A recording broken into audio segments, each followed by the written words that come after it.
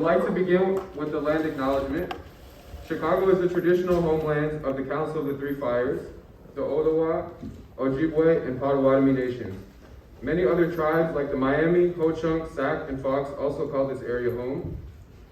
Located at the intersection of several great waterways, the land naturally became a site of travel and healing for many tribes. American Indians continue to call this area home, and now Chicago is home to the third largest urban American Indian community that still practices their heritage, traditions, and care for the land and waterways. This is the final event in our quarter-long Israeli military off our campus campaign. The campaign has two goals. One, a boycott of Israeli General Meir Elron's so-called counterterrorism class.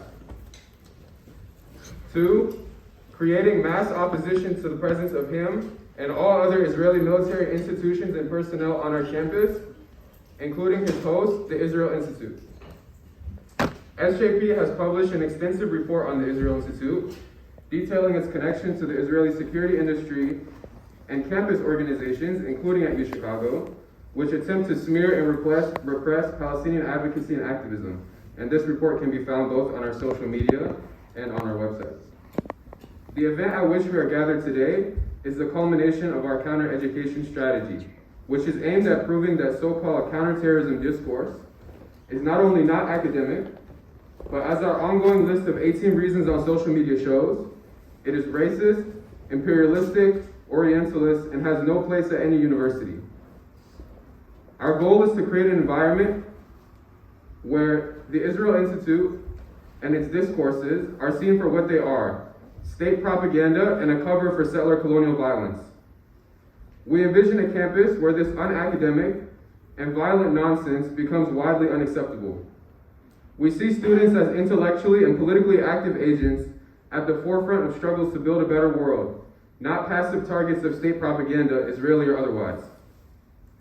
We should never forget, General Elron has been teaching his class here, while just this past Sunday, Palestinians in Hawara Nablus were subjected to pogroms by violent armed settlers protected by the Israeli military and newly solidified apartheid laws.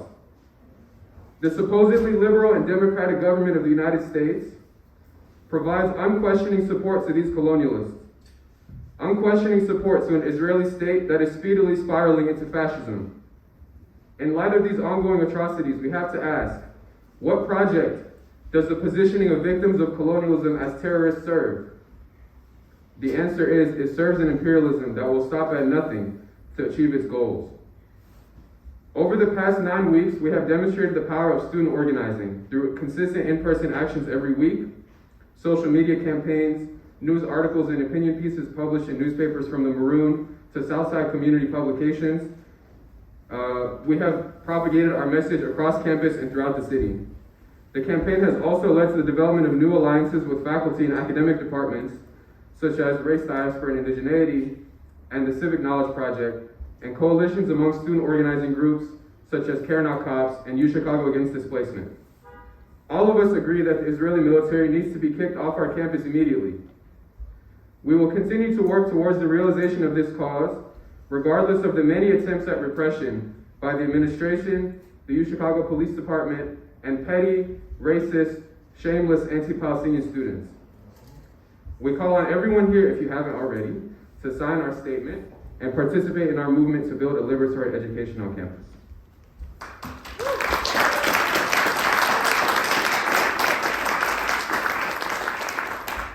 Thank you.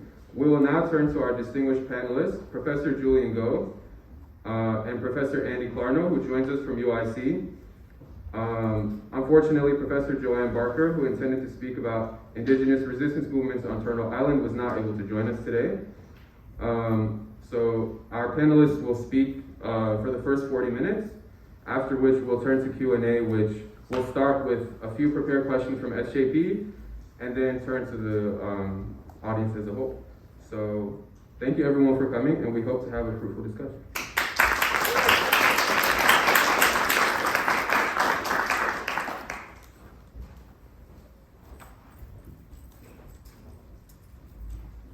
Good evening. I'm Julian Go. I am a professor of sociology here at the University of Chicago. I've been asked to speak by SJP, not because I'm a scholar of Palestine or Israel, but because I am a scholar of empire, counterinsurgency, and policing from a historical sociological perspective. So what I'd like to do, just very briefly for about 15 minutes, is tell you a little bit about something of my research that will allow us to contextualize historically some of these discussions that you've been having and that we'll continue to have. And the story I want to tell has to do with the early 20th century Philippines, but it will also have to do with policing across the United States and here on campus, and ultimately with the University of Chicago. So, part one, the Philippines. For those of you who don't know, in 1898, the United States declared sovereignty over the Philippine Islands, a place which President McKinley and most Americans had no idea even existed. But as a result of the Spanish-American War in 1898, the U.S. did come to learn about the Philippines. It sent its troops there to fight the Spanish, and upon defeating Spain, it seized the Philippines and its millions of inhabitants as its new colonial territory. The problem for the Americans was that the Filipinos, who had been subjected to Spanish rule for 300 years, were not happy about the Americans coming and subjecting them to more colonial rule. They had, in fact, already declared their independence from Spain, and so they established an independent Philippines, the Philippine Republic, and they took up arms against the United States, leading to the so-called Philippine-American War, which lasted officially from 1899 to 1902, but continued in various forms afterwards. This was a formative war for the United States. It was the first overseas guerrilla war by the United States, one that prefigured what would happen later in Vietnam. But unlike in Vietnam, the Americans essentially won, crushing most of the rebel resistance. The war ultimately cost some 400,000 Filipino lives. It involved brutal acts of violence on the part of Americans, including various acts of barbaric torture to extract information from Filipino rebels, and a horrific massacre on the island of Samar in 1902. Led by the U.S. General Jacob H. Smith, U.S. forces attacked villages in Samar, killing civilians and even children. General Smith had ordered his troops, quote, "I want no prisoners. I wish you to kill and burn. The more you kill and burn, the better it will please me. I want all persons killed who are capable of bearing arms in actual hostilities against the United States." This was a campaign that lasted 4.5 months. An estimated 15,000 Filipinos were killed.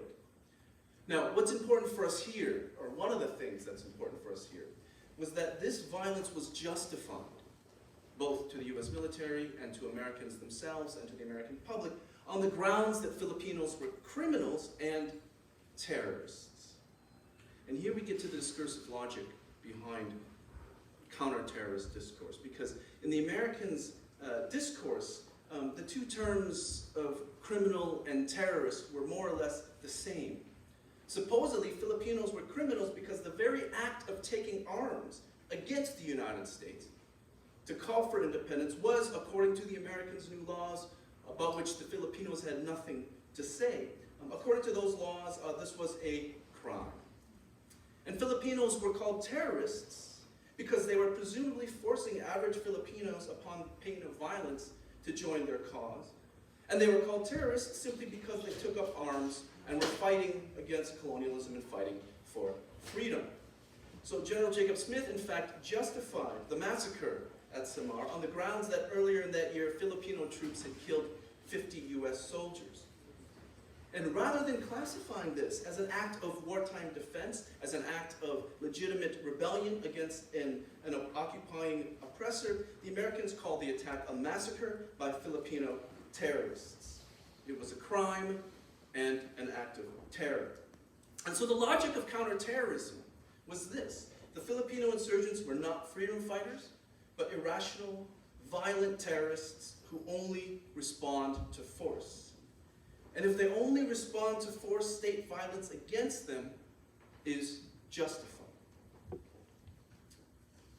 So So part two, what does this have to do with policing? Well, the state violence in the Philippines, and as we'll see, state violence everywhere, from the massacres to torture to all of the US Army's counterinsurgency operations, did not stay put. As with so many cases of imperialism, some of them came back to the United States through a number of figures, one of whom was this guy, a man named August Vollmer. He was the chief of police at Berkeley, starting in 1905. And today, Vollmer is memorialized by historians and police officers alike for being the father of modern policing. Go ask any police officer, ask any UCPD, do you know August Vollmer? They'll say, yes, he's the father of modern policing. He is responsible for innovating all kinds of new tactics and policing strategies in the early 20th century, all of which spread around the country to make modern policing what it is today. For example, prior to this period, police forces were not mobile or mounted. You just had a few cops walking around on their beats on foot. But Vollmer came up with the idea of putting police forces into mobile squads that would patrol on bike, motorcycles, and ultimately squad cars, moving all over the city, concentrating force and raiding houses like early SWAT teams. He invented, in a sense, the early SWAT teams and inspired other police departments in the US to create their own mounted forces, such as this one in Philadelphia. Chicago had one. It spread all around the United States. Vollmer also invented a police tactic known as pin mapping. Vollmer is known to be the innovator to come up with pin mapping. This involves taking a map and putting a pin wherever you found a crime, right? So this would show you hotspots of criminal activity. It would allow the police to then mobilize their forces and concentrate them there. This is from Vollmer's own papers, still held at Berkeley. This was a spot map of where criminals lived, but he would do the same thing where crime occurred. So you could direct your forces to go and saturate that area where crime occurred. Now today, this is called spot mapping or just predictive policing. Philadelphia, this is a map of a spot map from the Philadelphia police. Chicago uses it, LA, every department uses this form. They just use more complicated algorithms, but essentially these are all Vollmer's tactics of finding out where crime is and where it happened, and then mobilizing your police forces there and saturating those communities with police force. This is essentially how racist policing is justified.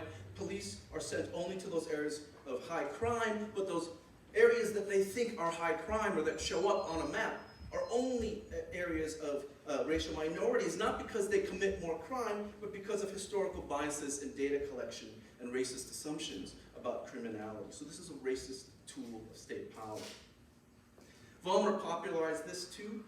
He innovated this and many other police tactics. Now, the question you might wonder is, why was Vollmer so innovative? What made him so innovative? And a large part of the answer comes from the fact that Vollmer, before he became police chief, had been part of America's colonial empire and in fact had served in the Philippine-American War. He had been part of America's colonial counterinsurgency regime, squashing the so-called terrorists. In fact, he had been handpicked to join a new elite colonial counterinsurgency unit charged with penetrating the interior to conquer and capture rebel leaders, not unlike the sort of units that killed so many civilians in Samar.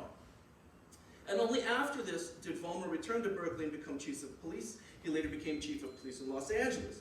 And he brought with him some of those very colonial counterinsurgency techniques, those so-called counter-terrorist techniques that he had been exposed to and used in the Philippines. His idea of mounting police forces, for instance, came partly from the American Army's new counterinsurgency units that penetrated the Philippine archipelago. This was a development within the US Army as well. In other words, the early police mobile units that Vollmer created and popularized, these early SWAT forces, were modeled upon America's counter-terrorist regime in the Philippines. The same goes for his pin mapping techniques. The US Army had innovated pin mapping techniques specifically as a new tool to track the movements of Filipino insurgents, to locate their camps in the vast terrain of central Luzon, and embark upon their search and destroy missions. It was through pin mapping that the US Army was able to send troops to Samar and conduct its brutal and murderous campaign against civilians that they justified as counter-terrorism. Vollmer watched this as a tactic that he could also apply to policing. He called this the art of making war on the map. So in many ways, it would not be entirely incorrect to say that racist policing in the US in the early 20th century and through today has its origins in America's colonial occupation of the Philippines. Policing is a colonial invention. It is an invention of so-called counter-terrorist state violence. After all, Vollmer himself stated repeatedly that he thought of criminals as racially inferior, just as he and other US imperialists classified Filipinos and justified their colonial rule on racial grounds. They said the same thing about criminals, who were, after all, seen as terrorists, just as terrorists were thought of as criminals. And so using techniques of so-called counter-terrorist state violence in the colonies and applying them to criminals in the US followed naturally. It's here fitting that Asha Bandale and Patrice Cullors, leaders of the Black Lives Matter movement, titled their memoirs, When They Call You a Terrorist. This is the book for those of you who don't know. But this example of pin mapping and mounted units is just one example of how so-called counter-terrorist tactics in America's colonies returned home. For example, in the 1910s and 1920s, some police around the country were soon discovered to be using modes of torture to extract confessions from largely black Americans. They used a technique called the water cure. This was an early variant of waterboarding that we know was used in Iraq. And so police tried to extract confessions from suspects by holding them down and pouring water down their throats. But this too was an effect of empire. The Americans first learned about it and used it where? During their colonial counterinsurgency campaigns in the Philippines. This was the chosen mode of torture used by the US Army in the Philippines during the Philippine-American War. It was also reportedly being used by US forces in the 1910s during America's occupation of Haiti. So these techniques of torture, alongside police tactics like pin mapping and mounted forces, all came back from the colonies to the home front.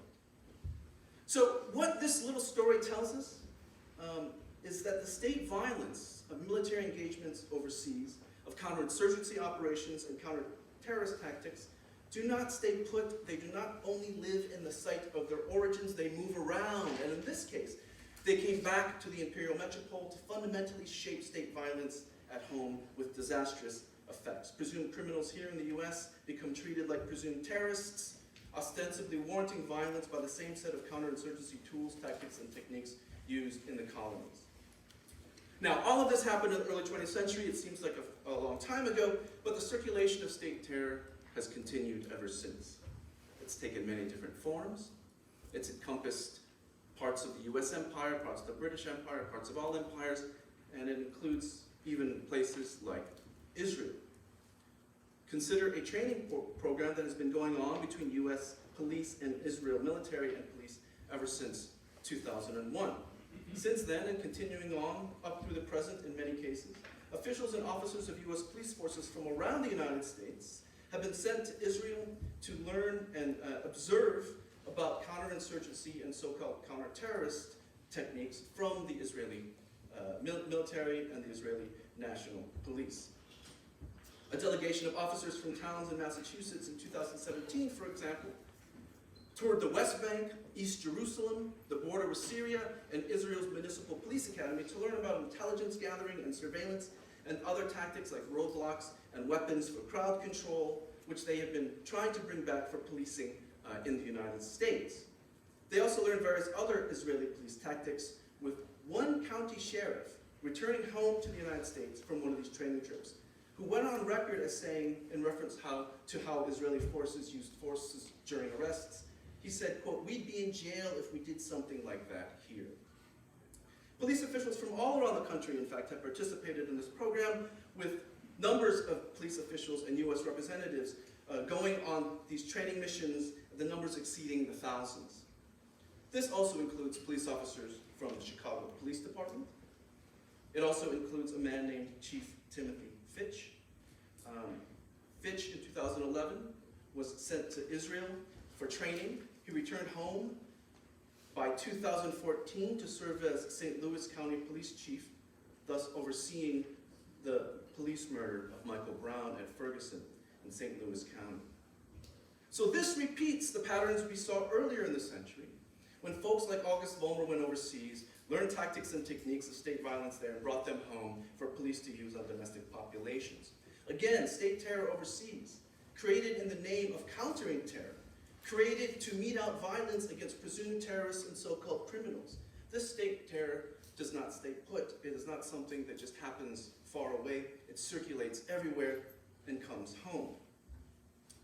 Finally then, part 3, my last part. What does this have to do with the University of Chicago? Let me return to August Vollmer. For Vollmer did not stay put either. After his stint at Berkeley, and then after serving as chief of police in Los Angeles, he traveled around the country, was hired by various police departments to advise them in adapting these new techniques that he had brought back from the Philippines. He even advised the Chicago Police Department. And while here at Chicago, he held a conference just over there, what is today is Windermere House. You all know where Windermere House is. He held a conference there that brought together police officials from around the US so they could share policing practices and all the new policing tactics that Vollmer had brought back from the imperial frontiers. Vollmer's efforts were so popular in town that in 1929 he received a telegram from a man offering him a new job based upon his work. That man was named Robert Maynard Hutchins. Hutchins had just been appointed president of the University of Chicago, and he hired August Vollmer to create a police training program here at the University of Chicago. Hutchins appointed Vollmer to be professor of police administration at the University of Chicago, making August Vollmer the very first professor of police administration in any American university, and making the University of Chicago the first university to have a professor of police administration. His office was located in room 317 of the Social Science Research Building, 2 doors down from my current office. Now, Vollmer ended up teaching a number of courses here for a few years, but he did not stay. He moved back to California in the 1930s. And while the University of Chicago today does not have an official police administration program anymore, it does have its own police force, which, as you all know, is one of the largest private police forces in the country, and which uses many of the tactics and forms that Vollmer himself had innovated. The University of Chicago also has the Crime Lab, which works with the Chicago Police Department, and which hired as its director a former Los Angeles police officer named Sean Malinowski. Malinowski is widely known for leading the LAPD and adopting so-called predictive policing.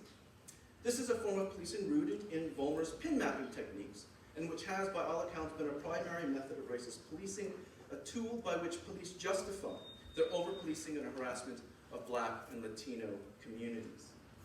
So all of this to say that not only is it the case that state violence circulates globally and lands at home, but also that there are parts of the University of Chicago that have long played a part in cultivating, promoting, spreading, and normalizing the intellectual tools of such state violence. A state violence that goes under the moral cover of the label counter-terrorism or counter-crime, but which is ultimately just another form of violence against humanity. And so, to conclude, all of this is why I would insist that the struggle against police violence here in the United States cannot be separate from the struggle against colonialism overseas. This is also why the struggle against police violence here at the University of Chicago should not be separate from the struggle against colonialism and vice versa, and neither should be separated from Indigenous struggles in the US, Canada, and Australia, or elsewhere. Empire and its violence is global, connects us all, and so resistors to empire and its violence must also be global and connected. Thank you.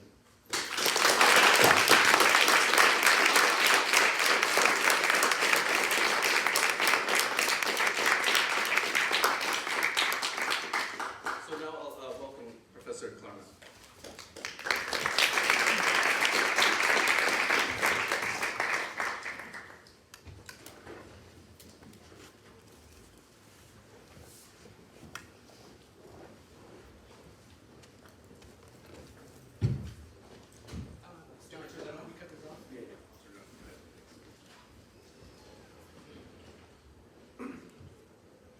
Thanks for coming out.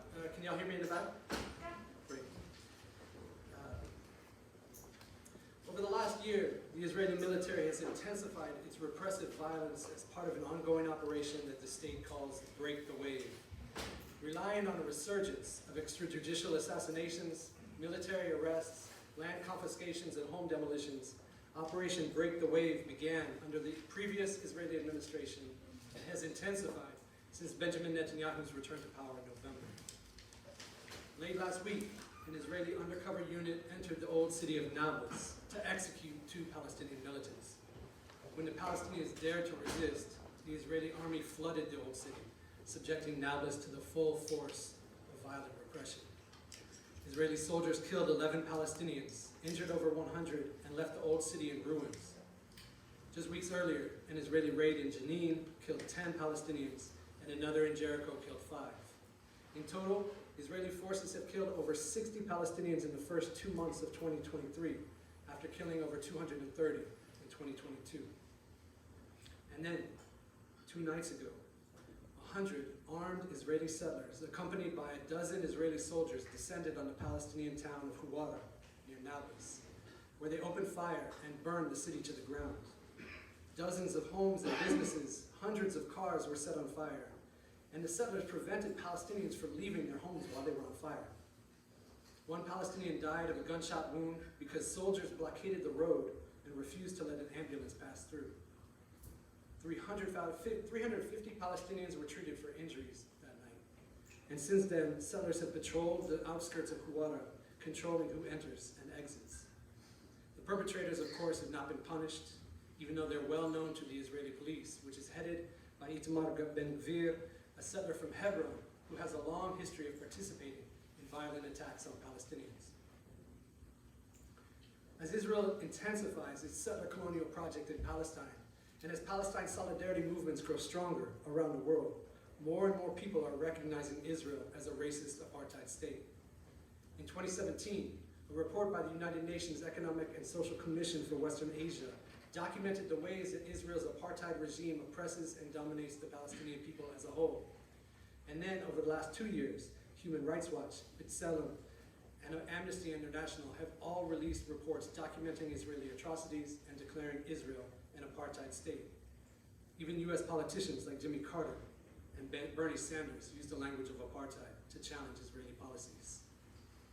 And it's in this context that the University of Chicago has invited a veteran Israeli military general to whitewash Israel's reputation by teaching a course on the way that so-called liberal democracies respond to terrorism.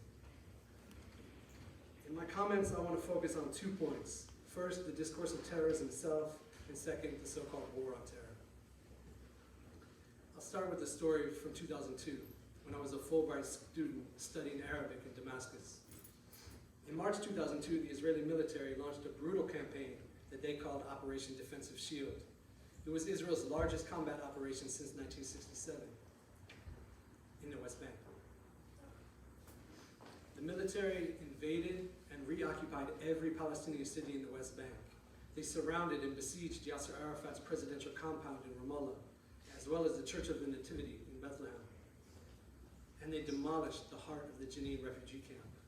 Over 4 weeks, the Israeli military killed 500 Palestinians, injured 1,500, and arrested 7,000. That April, I was part of an international delegation that met with the US ambassador in Syria, Ted Katouf. And this meeting provided an important insight into the meaning of terrorism. Our delegation demanded international protection for the Palestinian people and insisted that Israel be held accountable for state terrorism. But the ambassador dismissed these demands with imperial disdain. Israel could not be accused of terrorism, he explained, because terrorism, by definition, involves the use of political violence by a non-state entity. Under international law, he explained, states can commit war crimes, but not terrorism. This one-sided definition should delegitimize any use of the word terrorism. The discourse of terrorism is simply the language used by racial, imperial, and settler colonial states in an effort to delegitimize political resistance and uphold unstable regimes. The discourse does at least 3 things. First, it conceals the real source of violence, which stems from white supremacy, racial capitalism, settler colonialism, and empire. If oppressed people resort to armed struggle, it is only in response to the violence of their oppression. As Fanon explains, the colonial encounter is marked from the very first moment by state violence, and the relationship between the colonizer and the colonized is maintained by a great array of bayonets and cannons. Palestinians describe this ongoing violence as the ongoing Nakba, or catastrophe, which began in 1948 and continues today. Second, the discourse of terrorism denies the political critique that grounds anti-colonial and anti-imperialist movements through a dehumanizing racialized discourse. Whether or not they include armed struggle in their repertoire, victims of racist state violence consistently develop sharp critiques of racism, capitalism, colonialism, and empire. These critiques inform their freedom dreams and the liberation movements that consistently challenge the stability of these regimes. But the discourse of terrorism silences these critiques by using racial archetypes, such as the figure of the Arab Muslim terrorist, to reduce resistance to the violent behavior of uncivilized people. Importantly, as Julian explained, these racialized archetypes circulate through the circuits of empire.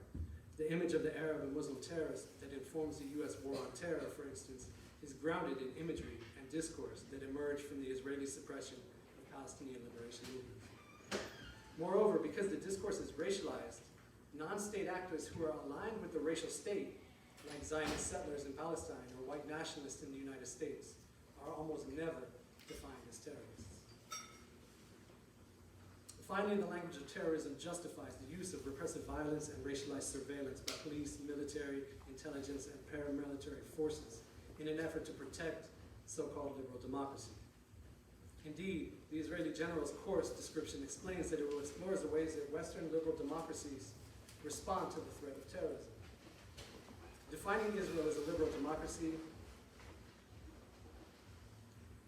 is hard to stomach.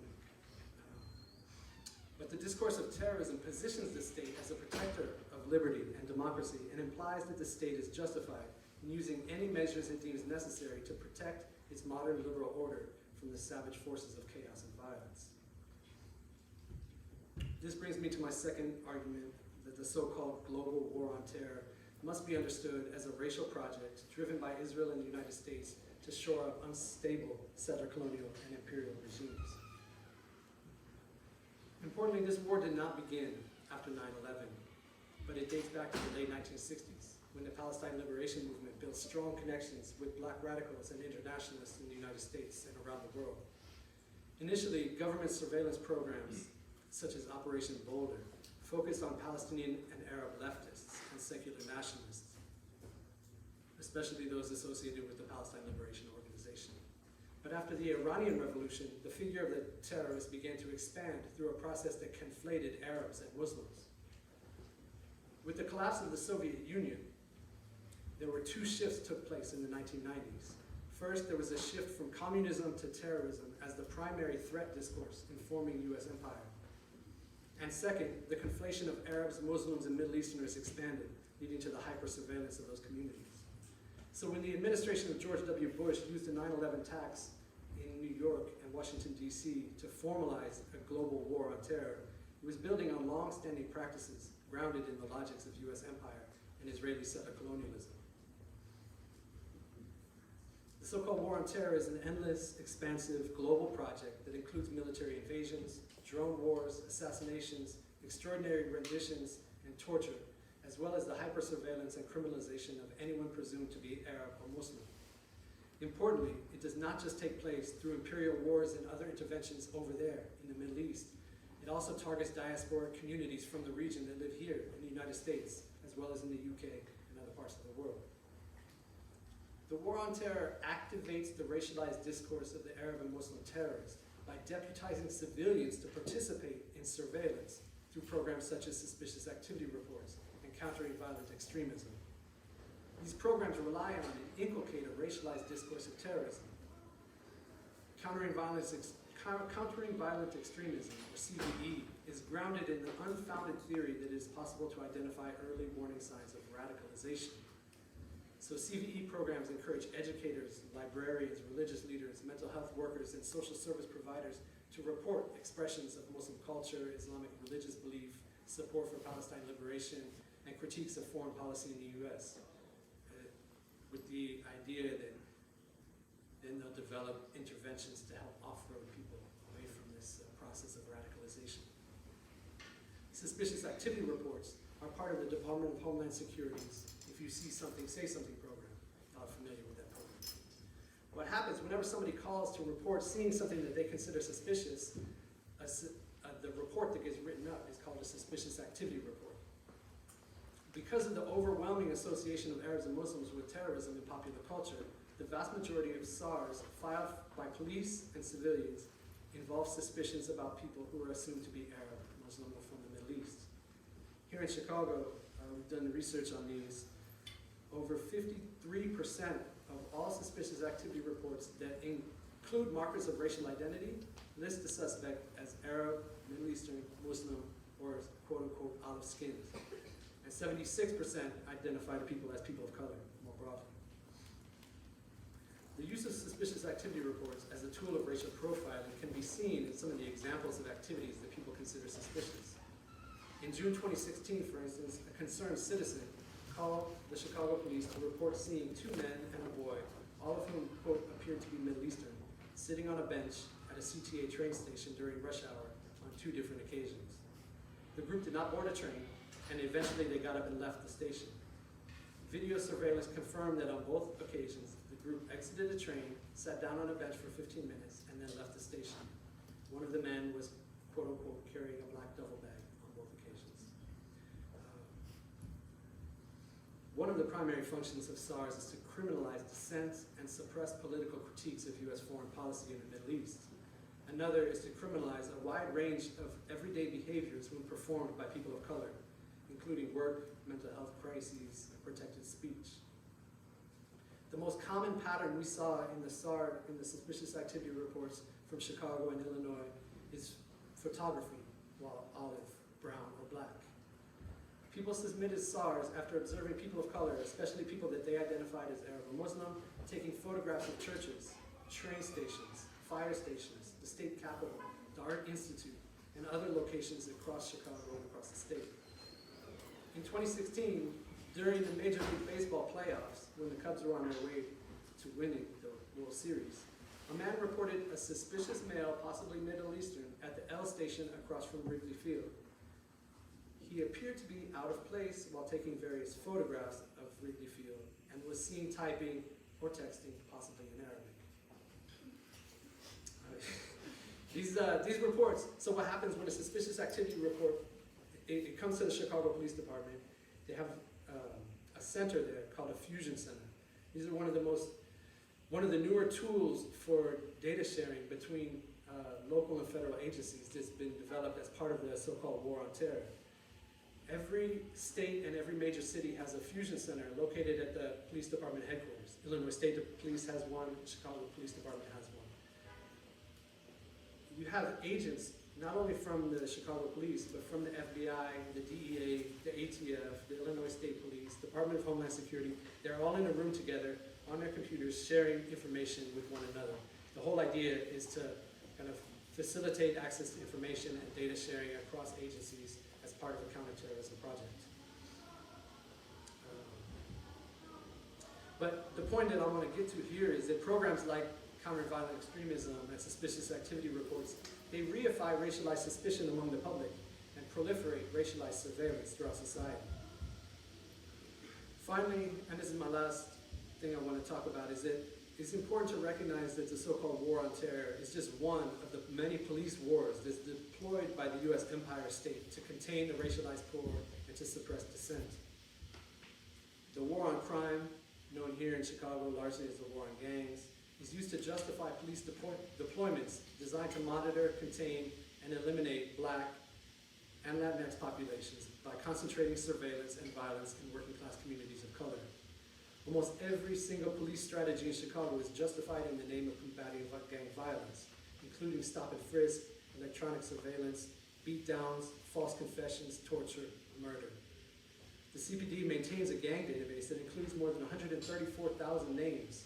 70% of the people on that list are Black, and 25% are Latinx, which demonstrates that anti-Blackness is at the heart of the primary police war taking place here in the streets of Chicago.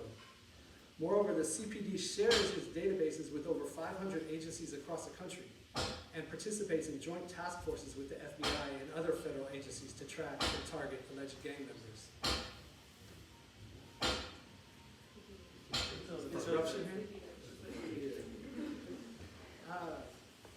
In addition, the war on immigrants is designed to control the flow and regulate the behavior of migrants from the global south who are displaced by war, repression, and capitalism. Chicago is officially a sanctuary city, which means that police are not supposed to cooperate with federal authorities to enforce immigration laws. But there are loopholes and exceptions to this rule. Until 2 years ago, Chicago's sanctuary ordinance denied protection to 4 categories of immigrants. If you had a felony conviction, a felony charge, an arrest warrant, or if your name appeared on a police gang database, none of the sanctuary protections would apply to you. U.S. Immigration and Customs Enforcement, ICE, is one of the 500 agencies that has access to CPD data, or had until recently. And from 2009 to 2018, ICE searched the CPD database over 32,000 times to try to identify supposed gang members as priority targets for deportation. These flows of data bypass sanctuary protections to enable collusion between the CPD and ICE as part of the war on gangs and the war on terror. The war on gangs and war on immigrants. And the war on terror intersects with these wars as well. It justifies the militarization of the border and adds millions of dollars of militarized equipment and surveillance technology that local police departments use to target not only Arabs and Muslims, but black and brown communities, and working class communities, and activist communities. I mentioned the fusion centers. They're one of the main new mechanisms that link these wars together by supporting the flow of information between local and federal agencies. And as part of the global war on terror, the U.S. has also established new mechanisms for sharing data and intelligence with its partners overseas, such as Israel, to support U.S. imperial projects around the world. So policing increasingly operates through these networks of private and state security forces that extend beyond national boundaries through networks of empire. Flows of technology, training, expertise, data, and discourse constitute the infrastructure that link these forces together as carceral webs that enforce and expand racial capitalism, settler colonialism, apartheid, and empire. But the circuits of imperial policing are being met by circuits of transnational solidarity and resistance, from South Africa to Palestine to the United States and beyond. Through principled forms of joint struggle and solidarity, movements are providing visions of liberation and abolition that stretch from local police and private security companies to federal immigration authorities, national security agencies, and ultimately the racial capitalist U.S. empire itself. We can see this in the resurgence of joint struggle between Black, Indigenous, and Palestine liberation movements. Building on long histories of shared struggle, the 2014 Ferguson Uprising and the 2014 Standing Rock Water Protectors Encampment became key moments in the revival of joint struggle frameworks. These combined struggles are grounded in a recognition that Palestinians, Black Americans, and Native Americans confront similar yet distinct forms of racial, colonial, and capitalist domination that are connected through a global network of imperial power. To me, these movements provide the clearest direction and the most inspiring visions for the future. Thank you.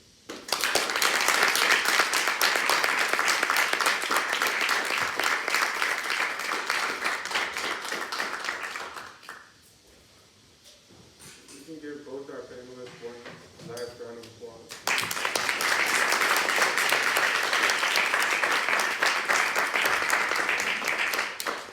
Do people feel like it would be productive to take a 3-minute break before we go to Q&A to have time for preparing questions? Or do people have questions prepared? 3-minute break? Okay. Can you repeat the first part? I didn't hear the image of the soldier. The image of like the American soldier, or like this perpetrator of violence who's now somehow in trauma because of that, perpetrating that violence. Yeah.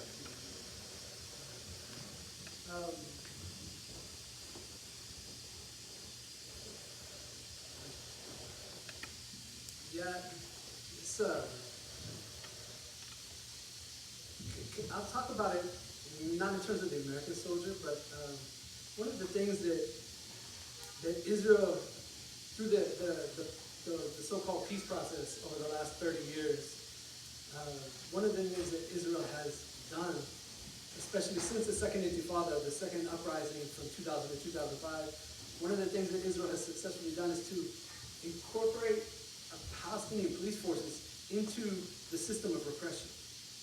So after the second uprising, the second Intifada, the Palestinian the infrastructure of security amongst Palestinians was completely destroyed and demolished by the Israelis. But the U.S. oversaw the process of rebuilding the infrastructure of security. So they recruited 80,000 Palestinians to participate in these new security forces, took them to Jordan, where the U.S. contractors, private security contractors, oversaw the training of these Palestinian forces, using the same facilities and the same contractors that had trained the Iraqi army after 2003. And now that same facility is being used to train police forces from throughout the region to do counter-terrorism work. But then these Palestinian security forces were brought back to the West Bank and deployed alongside the Israeli military to suppress resistance to the occupation. So Palestinians are now incorporated into the system of policing, targeting their own people. And these are folks that I've had a lot of conversations with about that trauma, right? They describe their job as an impossible situation. The Israelis keep demanding more and more, you're not doing enough to protect us. But from the point of view of Palestinians on the street, right, they're traitors. They're participating in the suppression of the struggle.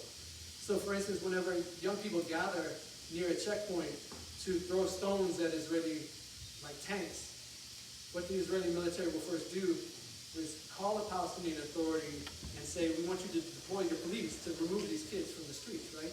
So the Palestinian police have to then descend into the street and try to remove young people from throwing stones at the soldiers. And the young people are, why are you doing this? Why aren't you standing with us, right? But there's no job, right? The jobs have been basically eliminated. They have very few opportunities, and people talk about needing to support their family. And so they talk about hating themselves, but doing this work because they have to, right? That's a place where I've seen that dynamic play out. Yeah, I guess if I'm just thinking about, say, the veterans of, say, the Iraq wars that you raised, coming back to America,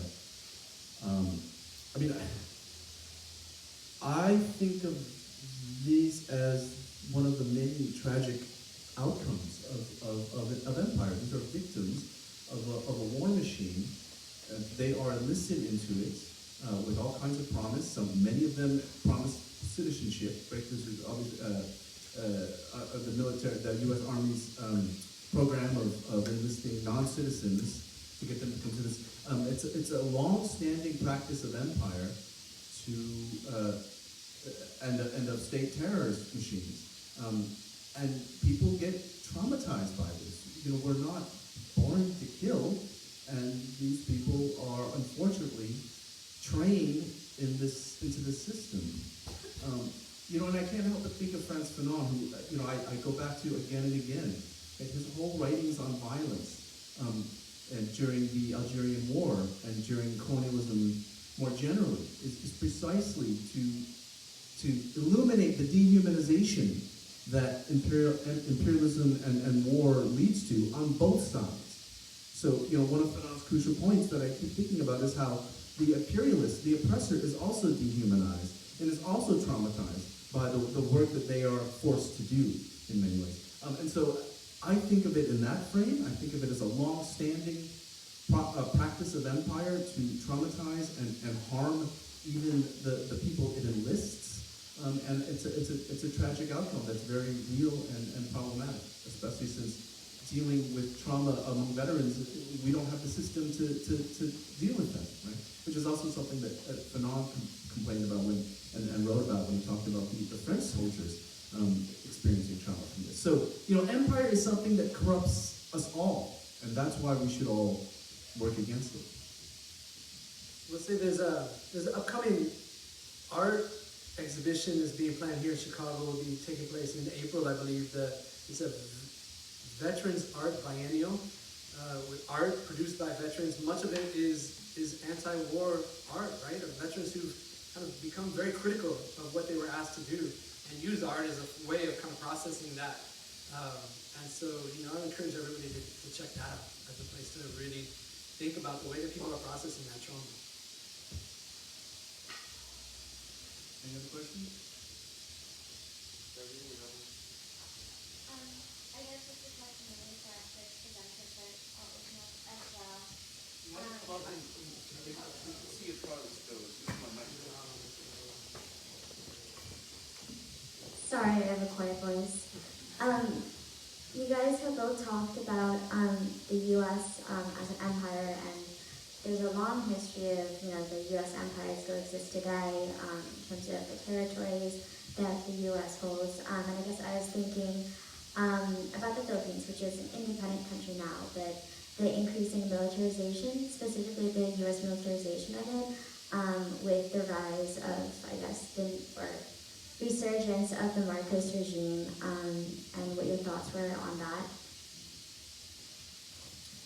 Yeah, I think just the short answer to that is that, the American empire has taken many forms, and what we've seen more or less since World War II is the transformation of the U.S. empire into a more nebulous, circuitous network, where it's no longer, it is, but it's also that, but it's no longer just direct territorial control, right? When the United States sees the Philippines, sees Puerto Rico, sees Guam, this is direct territorial control, is what the British did in a lot of places, but empire transformed more or less in the 20th century into enlisting nominally independent states as clients to do its bidding. So I see the dictatorships that proliferated in the 60s and 70s and 80s, these were essentially outcomes of America's new strategy, which is to outsource empire to other states.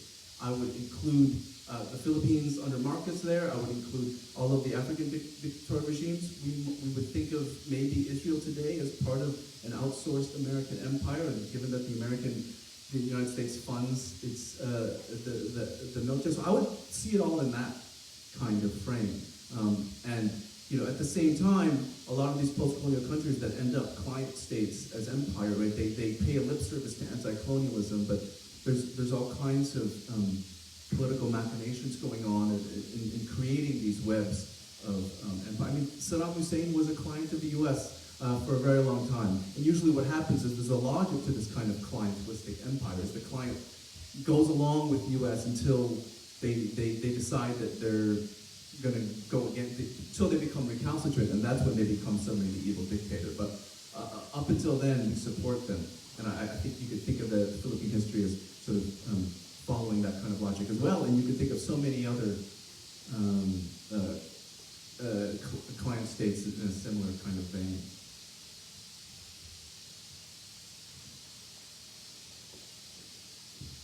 Maybe we can go 1, 2, 3.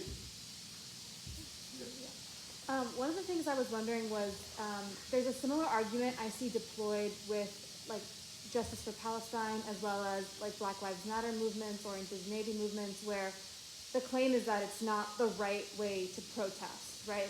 The destruction of property or the loss of innocent, so to speak, lives is just not the right way to go about that movement.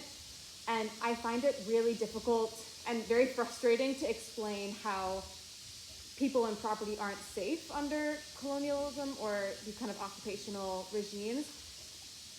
Is there any other way that you guys would think about structuring a response to the criticism of these movements that, people say that they're, the violence against them is justified because they are also violent as well?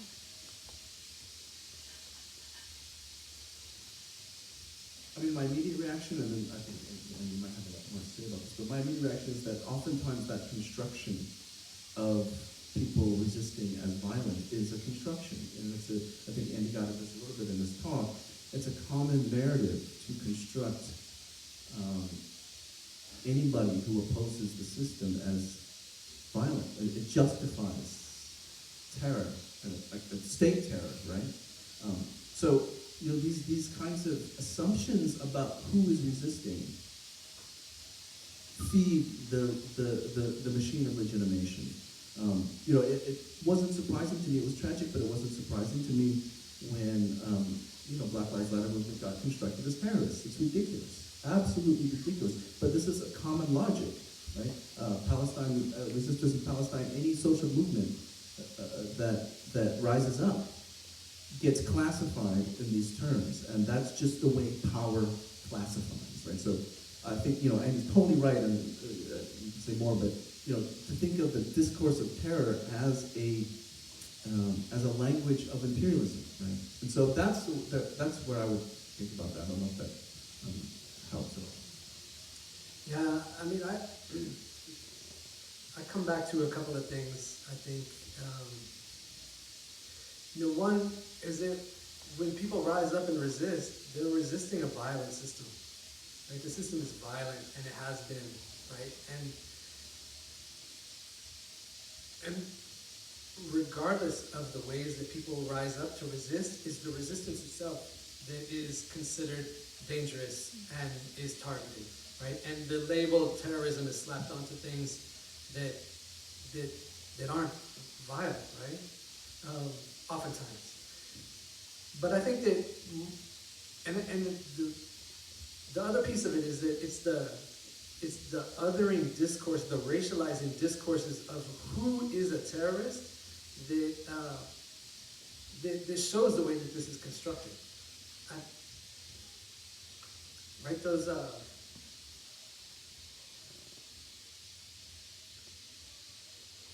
it's always the Arab or the Filipino or the black radical, the black identity extremist was the language that the FBI used in this recent document. It's a dehumanizing language, and it's one that erases any discussion about politics, and that's part of the point, I think, is to erase the political critique, which drives the resistance to a violent system. So I think I will come to those points above all.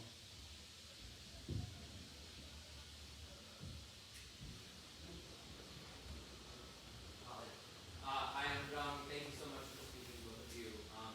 I don't have much of a clear question, but I'll try and keep it concise. We've seen liberal Zionists this week conceding to language like Jewish terrorism, talk about settler violence in Kawada. But in that case, the use of the term terrorism is actually being used to purify the project of Zionism, as if to say, like, because it's terrorism, it's not state sanctioned, it becomes exceptional, or it's like not representative of Israel or its ambitions in the West Bank. So terrorism functions in the exact opposite way that it's put against Palestinians. It absolves Zionists of collective culpability rather than producing it in the way it does for Palestinians. So I guess I'm just wondering if you could speak a little bit to the malleability of the term terrorism, particularly depending on who deploys it and how it's deployed. Yeah, thanks for that question.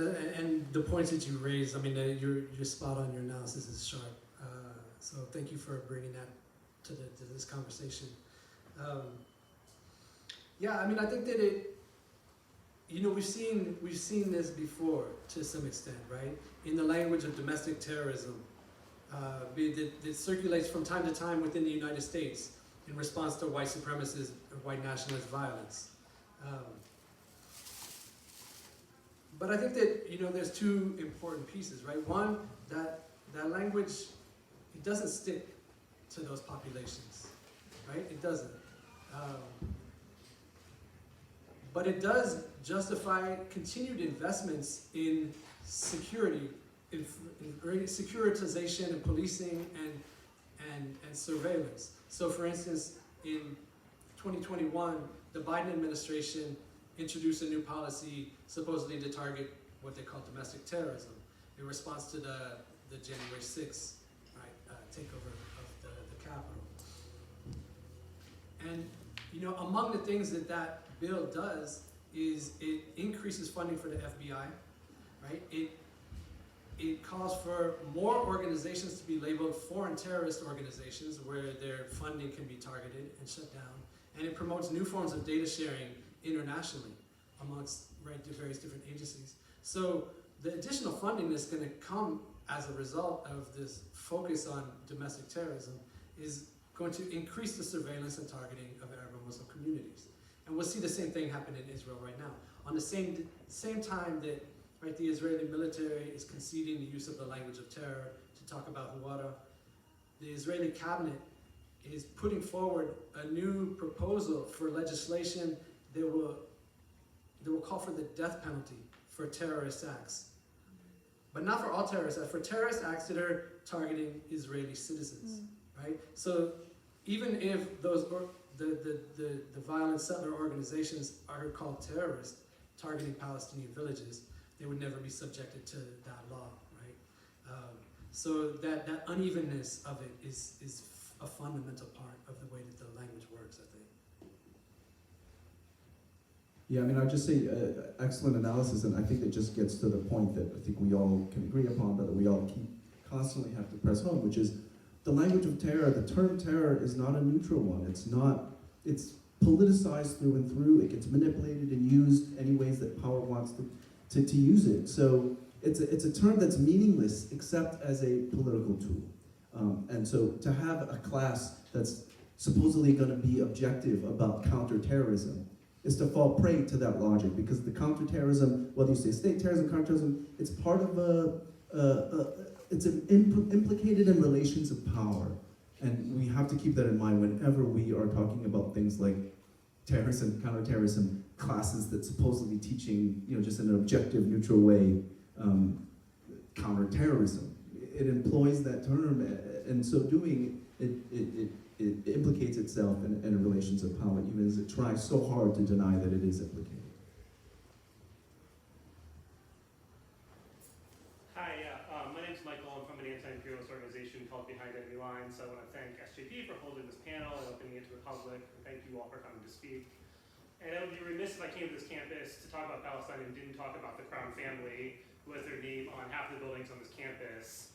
The money they get to buy those buildings comes from selling weapons to the U.S., to Saudi Arabia, to the goddamn IDF. But I do have a question too.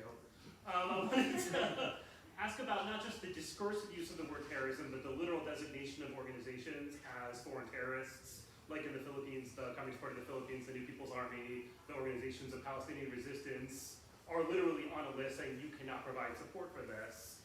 And what kind of dampening effect does that legal mechanism have on people who may want to advocate the political positions of those organizations, or even just understand what they're fighting for?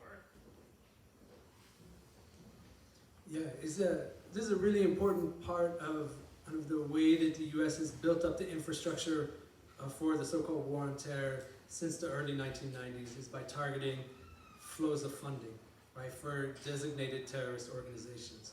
So in the mid-1990s, the United States designated every single Palestinian political organization except for Fatah as a terrorist organization, right, delegitimizing them, but also cutting off flows of funding and support. And the FBI has targeted heavily Palestinian communities in and around Chicago through these mechanisms, especially down around Bridgeport. There was a long-standing operation, FBI operation called Operation Vulgar Betrayal, that used infiltrators and informants to target the Arab and Muslim community around Bridgeport. And I think it was Bridgeview. Bridgeview, sorry, thank you. Thank you, Bridgeview, yeah, absolutely, Bridgeview. But also, right, in 2010, there was a massive FBI raid of anti-imperialist organizers in Chicago and Minneapolis and Los Angeles, targeting them for material support for Palestinian and Colombian radicals. And it was that series of raids that ultimately led to the arrest and deportation of Rasmiya Orda, a Palestinian American organizer here in Chicago. So it's, yeah, the infrastructure for targeting flows of funding is a very important part of the kind of weapons of war that are being used right now. Yeah.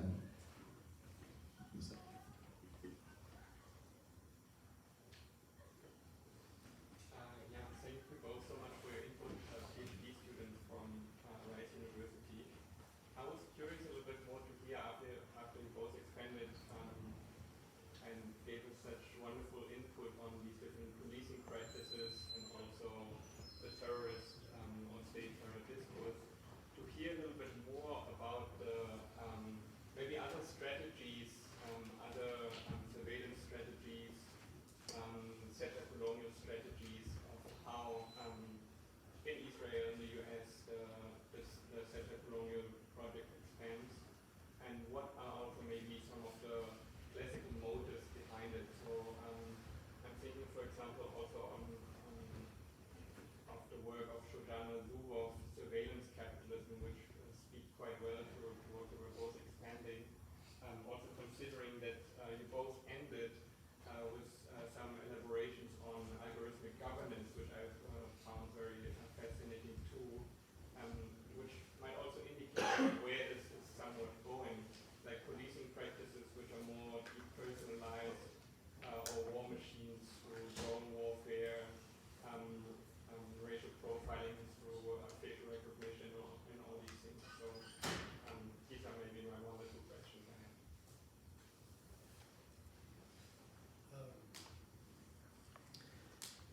mean, I think that that's the cutting edge of imperial warfare, as we see it in all of these different police wars that I described, and we see it in the so-called war on gangs, the war on terror, the war on immigrants, is right, the manufacturing of data.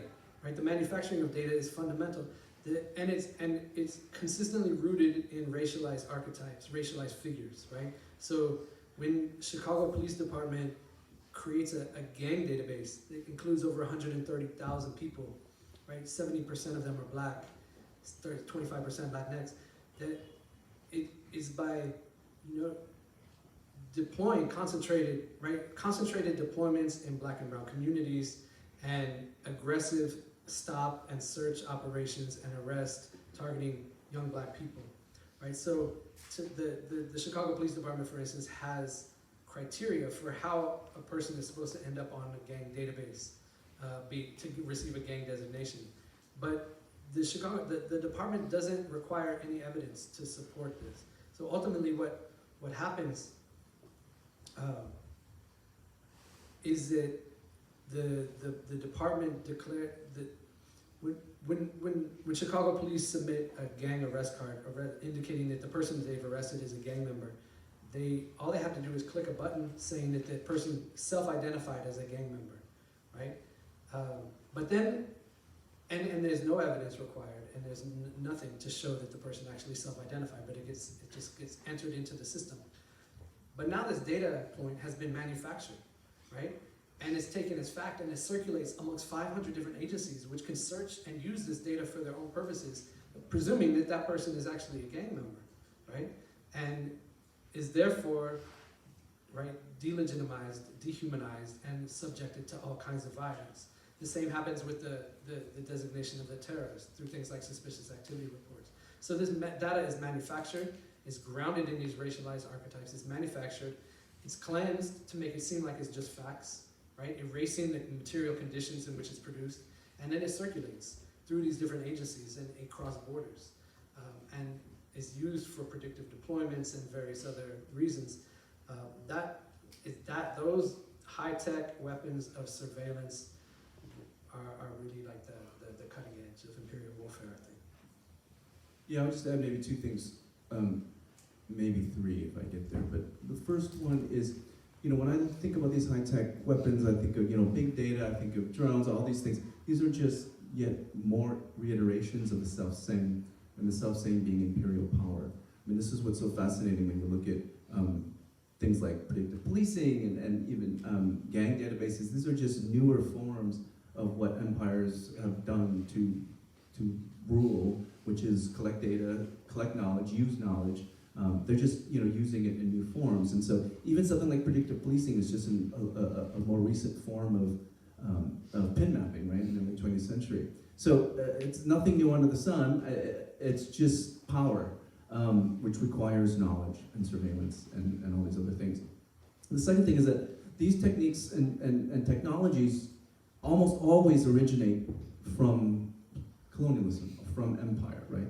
So the gang databases, also, these are just new forms of social network analysis that are tried out and used, and using some of the same computer software on counter-terrorism overseas and America's occupation of Afghanistan and Iraq. It's the same, and then it comes home and the police use it, right? So this is kind of what we were getting at in both of our talks. These are tools that originate as tools of empire, but then emerge here and show up in other places, and we don't think of them, we don't realize their colonial provenance, we don't realize their imperial origins, they seem almost neutral to us.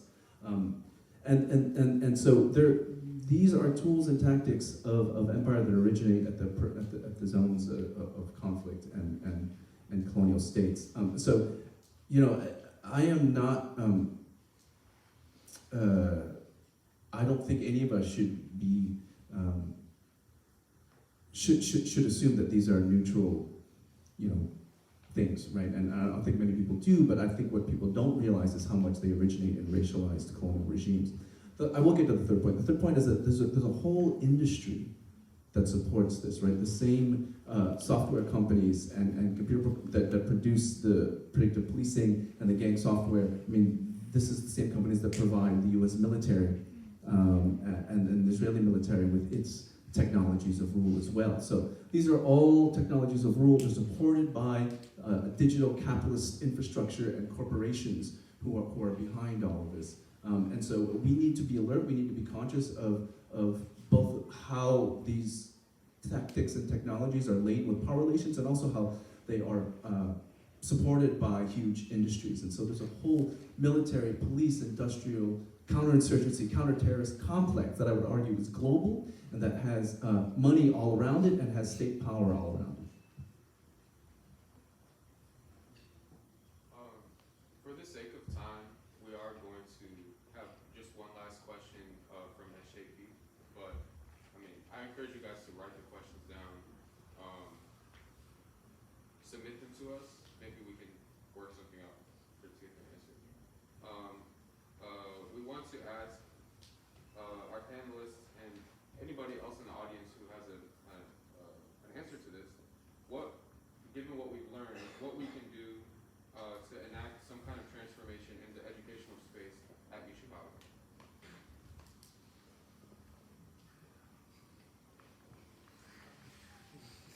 Well, I'd love to hear from all you. I think what can we do is one of the things is what we're doing now. I was happy to hear that SJP and CareNot Cops and other organizations are mobilizing together. I think student organizations need to organize together. I think that you also need to reach out to other organizations in the university network. I mean, on the one hand, universities are evil.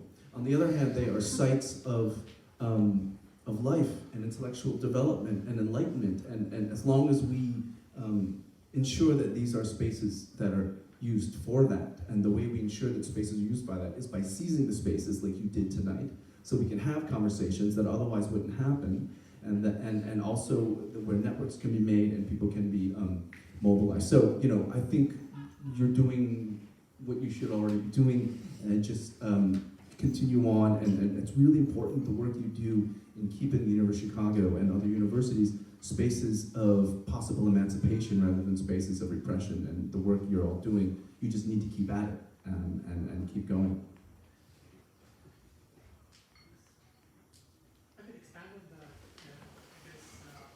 You've already given us a lot of tools to really think and critique the discourses and understand to what extent these universities institutionally entrenched in networks of global imperial power.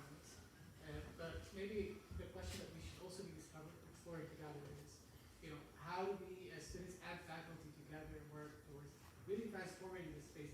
What you said, this is an evil space. This is a university is the helm of the empire. We are here.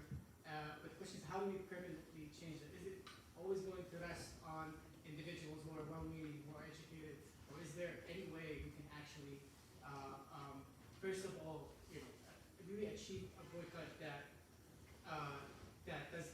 puts an end to any kind of relationship between this educational space and military, Israeli military especially, but also gives us an institutional space to educate future students, future generation, and it gives us a space to develop our own discourse.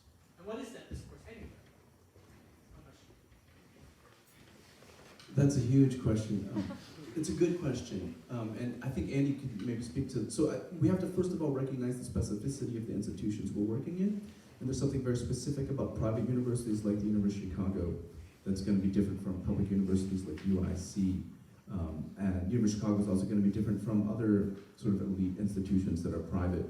And so we have to think about the structures within each of these institutions and how to work against them. So develop localized strategies. So that's point one. And the second point is to, I just, on my way over here, there was a divest desk. I mean, as a faculty, I went to grad school here in the 90s, and when I walk around today as a faculty, I see so many students energized to change things, and in a way that probably I didn't see in the 90s.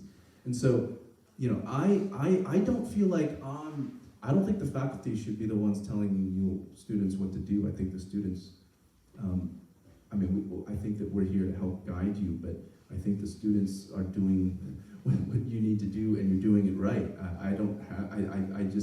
anything that the faculty do to support you is the way I think about it, because I think the work's already being done, you're already starting it, and it just needs to grow and continue to develop.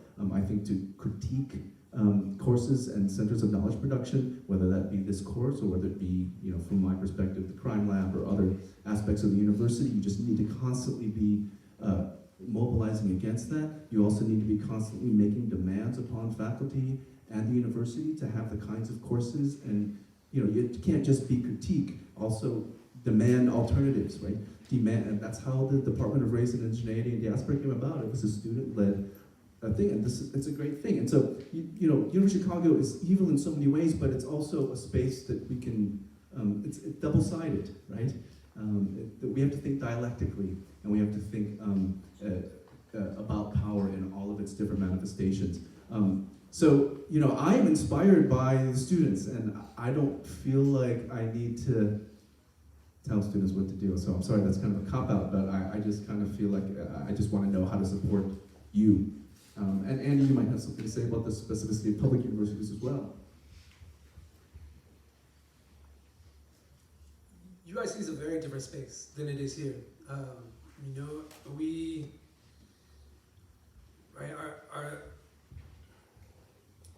Our student body, is a majority of people of color. Many from first-generation students in college, most from the public school system. They're confronting the trauma that many of you face as well, right? But there's the violence of racial policing and empire, is something that our students feel and deal with viscerally, right? And have deep connections. And I assume that many of the students here do as well. We also dealing with austerity and budget cuts from the state. But we have, we've been able to build very strong networks of progressive and radical faculty on campus, linked up with particular student centers, where many of our organized students gather and connect and build some of those links to support one another and to learn from each other's struggles. The unions have been a really powerful source of support and organizing at UIC.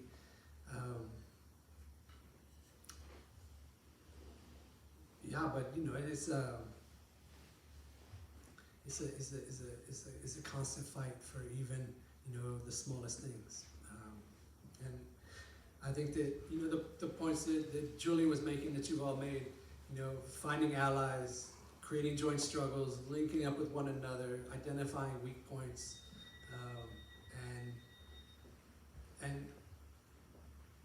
and thinking at scale, right? I mean, links between the SJPs here and at UIC and across the city, right, are powerful, and so are links with with other organizations and other mobilized movements and communities. So I think we link across the universities and communities, thinking about not just faculty and students, but staff, wherever it's possible, provide a possibility for really organizing. So.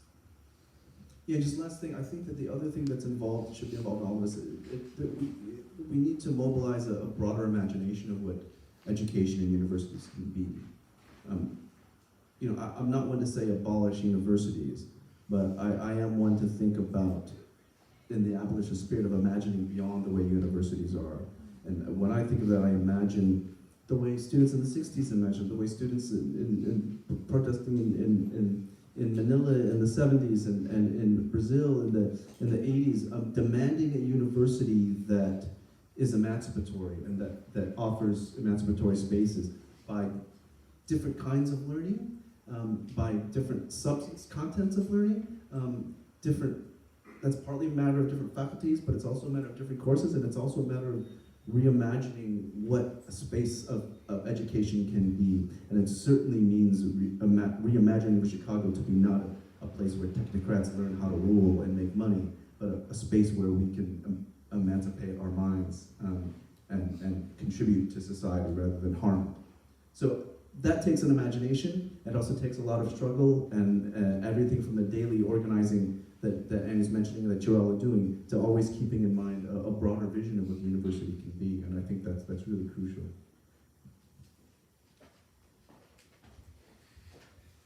Thank you to everyone to making this, doesn't work.